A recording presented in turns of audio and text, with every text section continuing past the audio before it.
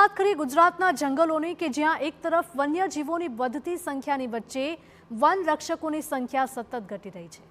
ગુજરાતમાં છેલ્લા 3 દાયકામાં સિંહ અને દીપડાની સંખ્યા અનેક ગણી વધી છે। માનવ અને વન્યજીવો વચ્ચેના સંઘર્ષના વધતા બનાવો હવે ગુજરાત વનરક્ષક કર્મચારી મંડળે વન મંત્રીને પત્ર લખી ફિલ્ડ સ્ટાફ વધારવાની માંગ કરી છે।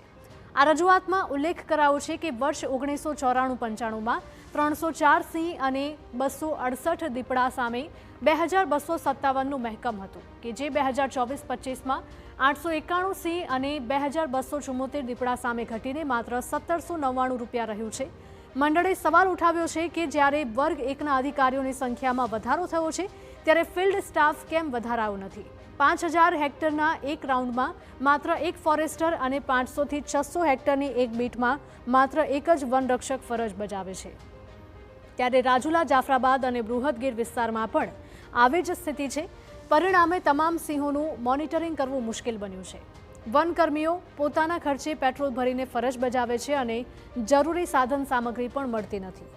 માનવ અને વન્યજીવ સંઘર્ષના વધતા બનાવોને ધ્યાનમાં રાખી મંડળે સ્ટાફને સર્વોચ્ચ સંસ્થાઓમાંથી તાલીમ અને સ્ટાફની સંખ્યામાં વધારો સાથે જ સ્ટાફની સુરક્ષા જેવા અનેક વિષયો અંગે માંગ કરી છે।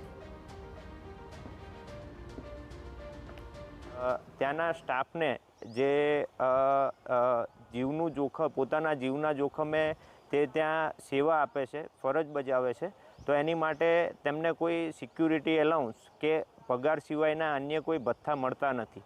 તો એવા ખાસ સિક્યુરિટી એલાઉન્સની જોગવાઈ કરવામાં આવે તેમજ એમને જે રજા પગાર રજાના દિવસે એમની જોડે ફરજ લેવામાં આવે છે એને સમયસર રજા પગાર ચૂકવવામાં આવે છે।